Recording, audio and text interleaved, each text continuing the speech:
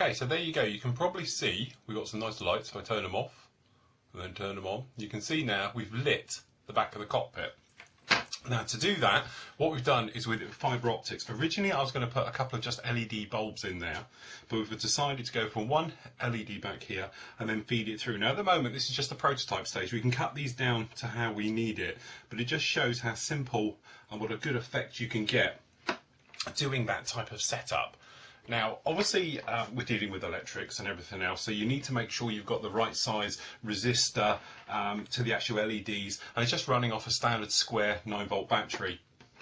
But in here you can see how it's running through, and if I overpoke some of these through and bring you up nice and close, you can probably see. Originally we're going to do these holes at the bottom and then feed them up, but the trouble with fibre optics, getting them to bend round is a bit of a nightmare because it's quite brittle stuff, and if you snap it slightly you lose the clarity of the light, so you might be able to see some of them hanging through, but all that is them all poked through just like that. So if we just slip that out, you can see all the cables just like that and then feed through.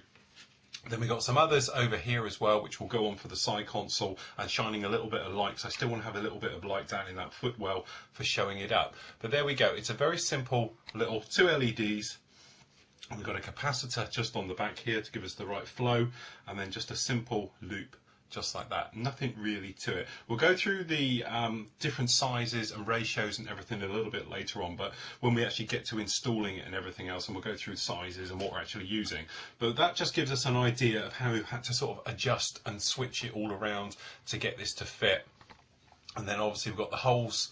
You can probably see them running through, you can probably see a bit of light down there, and then obviously coming out the back here to fit them all through. Now I've had to take a chunk of this out just to get the right movements in to get in there. What I'm going to do is actually bore down slightly into the back of this and then feed them through. It will just give us a little bit more movement and we can bring this up a little bit closer.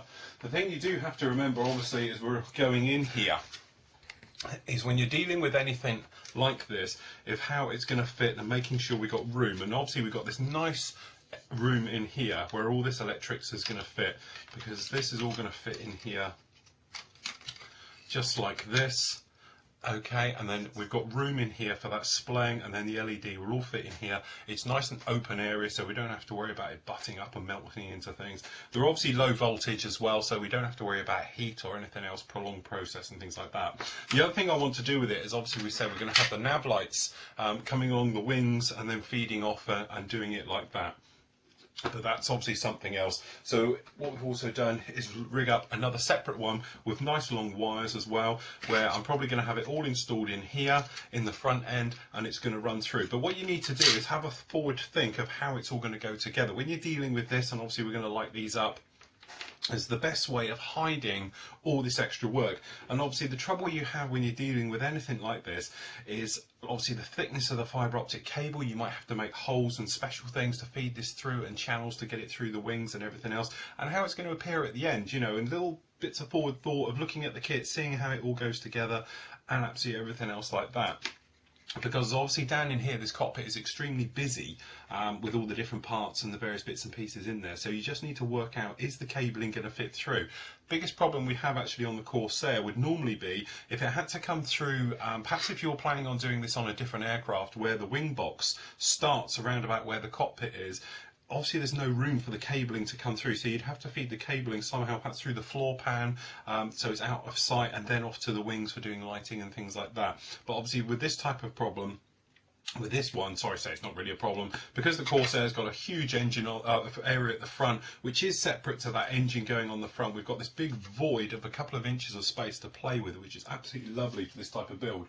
If we were going to be doing it perhaps with this back engine, this area here with the forward fuel tank open and displaying, we couldn't do that. And originally I was going to do it with it all opened up, but we wanted to get the electrics in, and obviously it wouldn't show. And hopefully the engine, when that's fitted up here at the front, it will give us all that nice general area. So this is what we're saying here: forward think about it, going for how you're going to do it and how you're going to fit it, and make sure you've got room for the wiring and the various bits and pieces like that. Because I say, now is the time to have a think about it, test fitting, see how it's going to go and everything else like that. Otherwise you could be in the situation where you think, got it all planned out in your head and it just won't fit, and then you end up trying to make things fit, and then, you know, it just doesn't work. If you can do it so it's almost a drop-in fit, it'll be a lot easier. So that's those bits ready. So we're happy with how those are. We'll keep them safe out of the way. As I say, Personal choice, I would say go in from the back, but if you are doing it, you can go in through the bottom, and perhaps you could paint it silver and get the light to reflect up, which is one way of doing it. So moving on, just clear some of this dust away. This actual engine area, which we were working on last time, so now what we want to do is obviously all the wiring and bits and pieces like that. So for that we're going to use, it says, grabbing it quickly, some lead wire. Now the great thing with lead wire is it's really easily bendable, and you can just sort of feed it through, and obviously you've got different thicknesses, and we've got here from 0.2 right up to 1 mil in different thicknesses of the lead wire, as you said. So actually what we can do now, we can attach these wires on and then feed them round and everything else, because this inner collar is where we're going to have them coming off and going round everywhere like that. So obviously references are quite good, and one thing we didn't speak about last time, but I think we'll speak about today. There's a new book out by Sound Publications. This is the Vought Corsair. Now this is basically a comprehensive guide of the aircraft from obviously its pre-production type days of the prototypes and how they were designed right the way up. And obviously it is in black and white. This isn't like a full colour, but obviously, you know, we're dealing with an aircraft that's very, very old, and obviously the only ones which these are colour are the ones in the museums. But it does give you great references as you go through the entire book. And then obviously little handy things is things like the insignias, the different ones they use for actually painting guides and bits and pieces like that. And then when you move through the actual book, when you get near the end, you've got these full colour guides which are quite nice. Perhaps you can pick, and obviously you can get an idea for sort of weathering and things like that. And obviously we've got detailed pictures and things like we'll be using, like the Corsair with the side panels off here. Obviously we won't be doing this one here, so is what we were speaking about. But certainly when you get near the end, you can then come up for the actual kits that are available. And these are obviously all the different kits that are out now. Actually shows you a little bit of history about each kit, right the way through up to the one we're doing here. Oh, it should be here somewhere at the back. Here we go, here's our one just down here, which is actually the Trumpeter F4U, which is the one that we're doing as well today. The other nice little touch about it is that we've got these scale pull-outs of them. This is 1/48 scale, showing there the different versions. So if you do have trouble with panel lining or working out where panel line goes, perhaps you've obliterated them and sanding them off, these are extremely detailed ones, better than normally the ones you actually get in the kit. So it's a quick mention for the book and the reference guide that I'll be using for this particular build with the actual engine. So if we just have a quick look up at the engine, as I said, it is in sort of black and white for the areas that we'll be using today, but you can sort of see up here, this is the type of effects we're going to be going through, with showing the wiring on the outside and things like that. So it is quite a nice way of doing it, and obviously we've got them around here. Be careful though, different Corsairs have different engines and have different ways of wiring them up and the way they're actually done. So you might want to just make sure you're dealing with the right particular type of engine, because they did change and I do have different type of wiring on them and things like that. Okay, so over to this engine. Now what we want to do is do the ignition coil, which is this coil that runs around, and then obviously you've got the feeds coming off. Now it's lots of work on this one to make it look right. It's one of those steps you don't really want to miss, because you can see it from sort of any angle. What happens is you have two come off of each one. One goes in the front of the actual pot of the cylinder, the other one goes in the top, okay? And then obviously you've got to do the ones behind it and so forth and so on. When you look at close-up photos of it, it looks pretty straightforward the way it goes. So the easiest way I've actually done it, I've got a little bit of, this is 0.6mm lead wire. Okay, we just loop it round, making one end slightly longer than the other, just so we can grab it, get off the excess, just like that. And then what you can do, if we bring you in a little bit closer, you can actually pinch this loop end up the end here like this together. Okay, so it'll fit quite nicely when we come along with this part into one of these, just like this, okay, and then we can hang it up and go through it. Now, I would have thought they would have lined up slightly better than this. Now, I'm not quite sure if it's a mismold or they would generally like it, but the way that these go in, some of them line up perfectly well, others seem to just be a little bit out, and I'm not quite sure of why that actually is. If you can know what I mean, it's like this bottom one here, okay, they point to both of this pot, where the ones on the top, up here, they point one dead centre to the middle, and then one each side obviously goes to the pots at the rear of it. But anyway, that's here and all there. So what we're going to do, we'll just show you how to get a couple of these in. This is a quite long, laborious task putting all of these in, but it's one of those ones that's going to be really well worth all the extra effort you're going to put into this. Okay, so we're just going to take a little bit of 40mm tape. This is just to save the desk getting covered in goo. Okay, just going to come up with a bit of green Pacers CA glue. Now this is the medium set one. It normally takes around about sort of 10 seconds to go off, so it does give you a little bit of time to sort of maneuver it round. So what we're going to do, we'll do two just to show you what I'm trying to get at. What we're going to do, dunk it in the end. Okay, just in like that. Okay, and then we're just going to come up to the pot itself. Okay, and just stick him in just like that. Okay, don't worry, I'll show you a close-up in a moment. Okay, there's one, and then we'll just come in with a second one. So what we're going to do is just put a tiny bit more glue on the top of that. Okay, if we bring you in nice and close. Okay, so we're in like that. So this second one, we're just going to come along, pop the glue on there. Okay, and just hold it here for a second. So it starts to go off. Okay, so you can see both of those in there like that. Okay, and we want those to totally go off, and then we can bend them and get them in. But the thing is, you start pulling them around now, they're a little bit soft, and we'll have a few problems. Okay, so what we'll do, we're just going to now work our way around the entire model. So if we just put another one just in here. And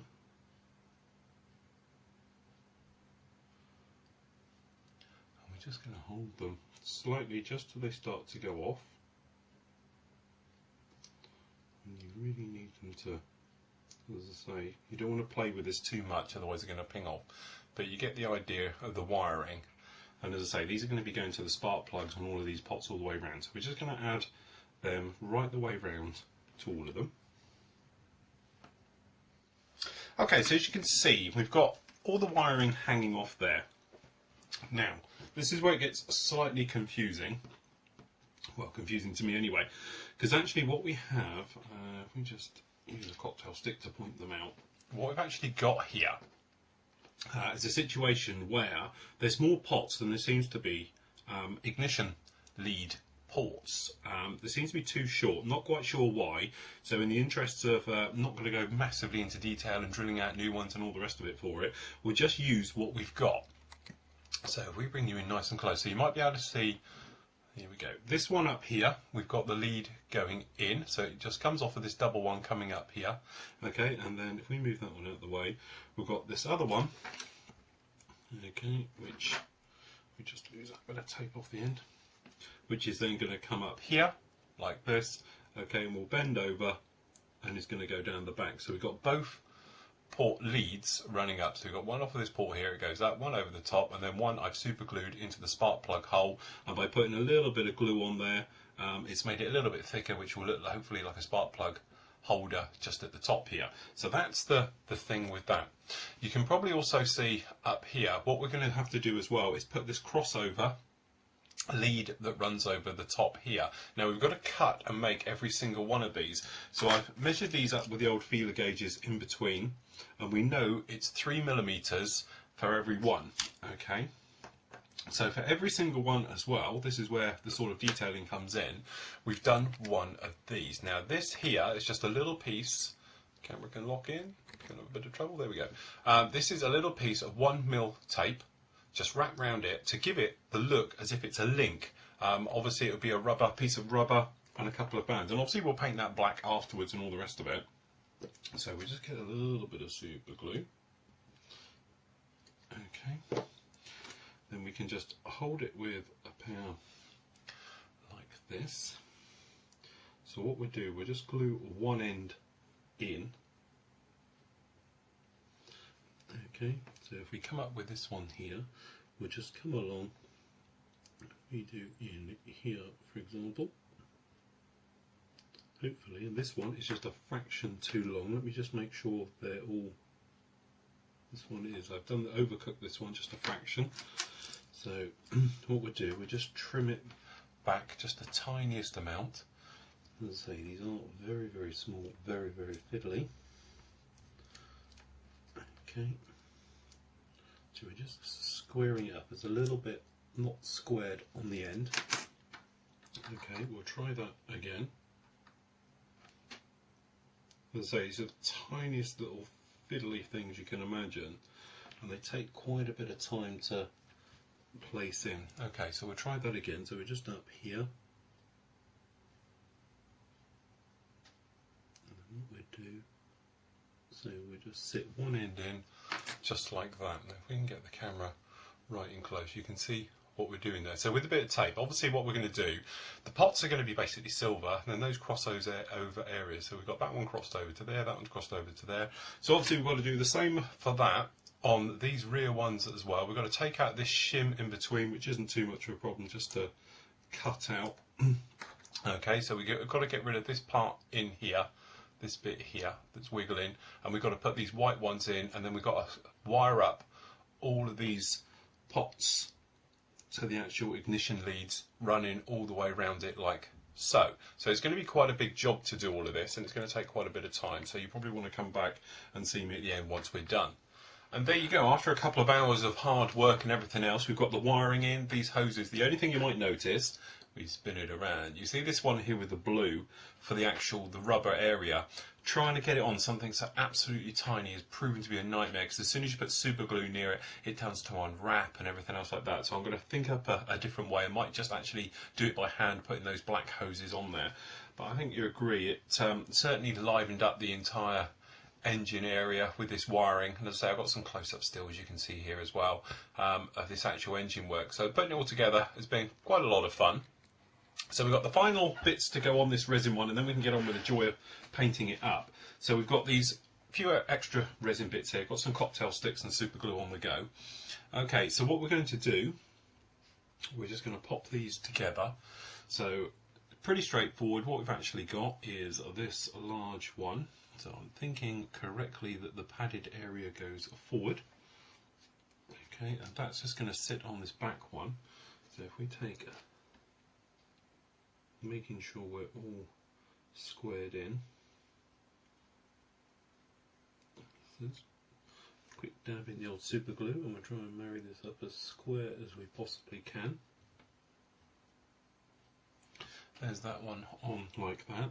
Then we've got these two round ones which sort of sit back and up. What we'll do is we'll do this one slightly different. Put some super glue on first, both sides. And I say, because this isn't the fast setting one, we should have a bit of time to move these around as needed. Okay. So that's that one on, and then into the other side.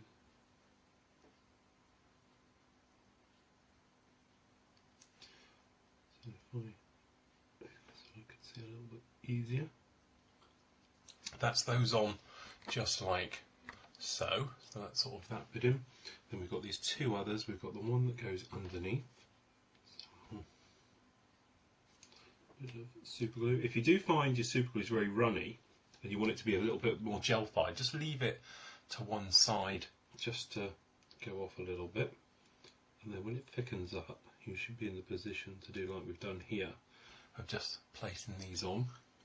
Okay, we've got the final one. I do believe this is the one that goes on the front. Not quite sure. The instructions are a little bit vague on how that one goes through, so we'll just have a quick look at the box, and the box doesn't even show it either. Close-ups at the engine and everything else like that. So just check our references.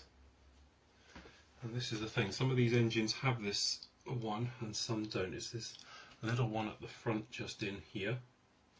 So we'll put a little bit of... So there we go, that's the engine on and all together, just like that. As I say, loads of extra work gone in there, but it's going to be showing up very, very nicely for what we need. Now I'll be a little bit careful because we haven't stuck it yet. Okay, we spoke about it briefly before, but this is the Mastercaster's cow flaps. Now, cow flaps are the way the actual engine can cool itself by drawing air through and releasing the air out the side. Cow flaps, when they're closed, obviously keeps a bit more heat in. The beauty with this one is, you might be able to see, but we've got all this detail running around here. So it's a resin piece, and it makes it a lot more interesting from behind, because obviously this is the way we look in, and you'll see all this detail running around here. And then what this actually does, this will fit onto the back of the actual engine area like this, and then it joins onto the main fuselage and things like that. So that's the situation. This is the clear ring that comes with the actual kit. So this fits in, we just hold it in here like this. Okay, and then obviously what we're going to do is cut all of these panels out so it has it open. So in the engine, he says, this is where he's bound to knock it, which he already has. This is the trouble when I talk and show at the same time. You just give us a squirt of kicker just to set that front, but this is going to come in here like this, okay, and it's going to sit in here just like this is, okay, obviously when it's painted up, and that's how it will actually be once we're all in. And then, as I say, we got cow flaps that'll be at the back, be something like this, so it'll be showing all very nicely through the actual engine part like that. Very, very nice detail. Okay, so what we've done at the moment, we've just tacked in place this aftermarket resin cowl set with them all opened up. Now we've got a couple of lumps and bumps and joins which we need to take care of down there and sand those nicely in. So we'll do that before painting. So as I say, I've just tacked it with a couple of spots of super glue that will come off dead easy if I have to, but it gives us our engine lump. Now what I want to do is make sure it all marries up. So what we've got here, we've got the fuselage just like this. So then we can just slip this, hopefully will just slide on, of which it does. Just going to go on just like so. Okay, and then we just hold that in place, and then we can just come along with this engine. And that is what we're looking at trying to get. So there we go. So by the time we open this up, these panels down the side, will be left with the end ring obviously still on there, open panels, open cowl flaps, showing all that nice detail. Otherwise, all that work we did in here would be absolutely lost, but it just shows us in there, and it gives us an idea of roughly how big this baby's going to be. She's going to be about this type of size, which is a nice size to do everything else like that. So that's really the engine all detailed up as far as we want to go with this one. So as I said, what we can do now is just put this to one side, because we need to get to spray it up, but we need to clean away the desk and everything else. At the same time, obviously moving back to the cockpit, if we just untape all this, we have the tape just holding it temporarily together to see if it fits into the actual area, and it does. So what we can do, we can start spraying up and weathering up in here as well, because the actual cockpit sections go together relatively straightforward. So what we do is, say, we're going to get all this cleared away, and then we get on with some painting. So what we've got here is a little bit of Tamiya X19. Now I'm going to spray this neat. This is just going to be a primer. The reason for spraying it neat is that it will cover and cling to absolutely everything. Also, give it a flow through, get rid of any resin dust you might have in here at first. Okay, and then we're just going to spray this in here. So it doesn't have to be neat or pretty, because it is just priming. There's one. To this side. Two. Now we're spraying this very high air pressure, around about 35 psi. Sorry, around about 25 psi even.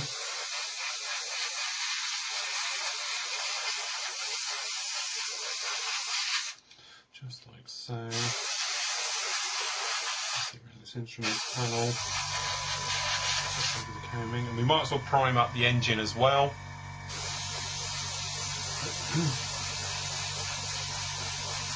It'll just make painting and the washes and everything else just a little bit easier afterwards. There we go. Now what we're going to do, some of you probably haven't seen me do this exactly like this before. We're actually going to pre-shade the inside. Now I normally do this on the outside, but we're going to weather everything on this one because we want it to look like you know, it's detailed in all the areas. So what we're going to do is just going to come up with some flat black in the colour cup like this. Okay. Check our flow. Now, we don't worry about this being speckly and not very nice and, you know, the usual problems that we can have with this. But what we want to do is obviously just pick out big panel areas. So we've got one down in here, okay.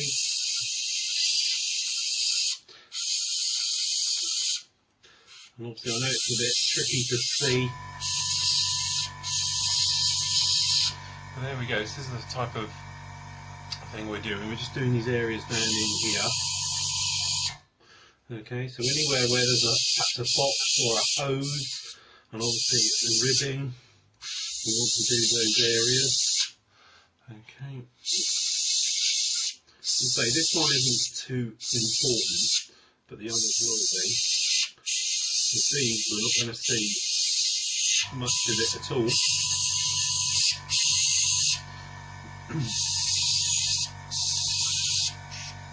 But we'll know it's done.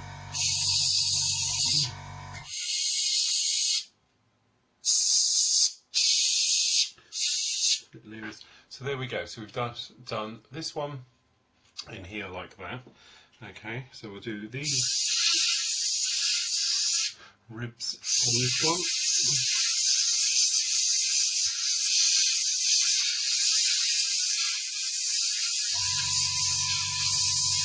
And say, don't make it nice, don't make it pretty. It should be exactly what we're doing, which is pretty rough, pretty random areas on it. Okay, now these we can take a little bit more attention to, because obviously we'll see these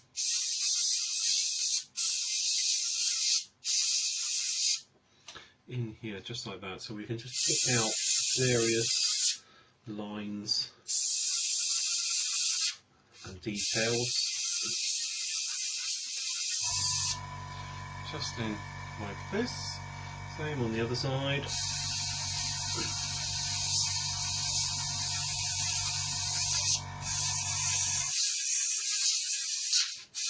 We'll just do that panel black. It doesn't need to be anyway, but we'll pick it out obviously by hand. But we're just trying to do some shading, because what we're going to do, we'll come back in a minute, and as you'll see, we'll go through it and give it the shading and everything on like that. So that's that one done. So we just clean out the airbrush a sec.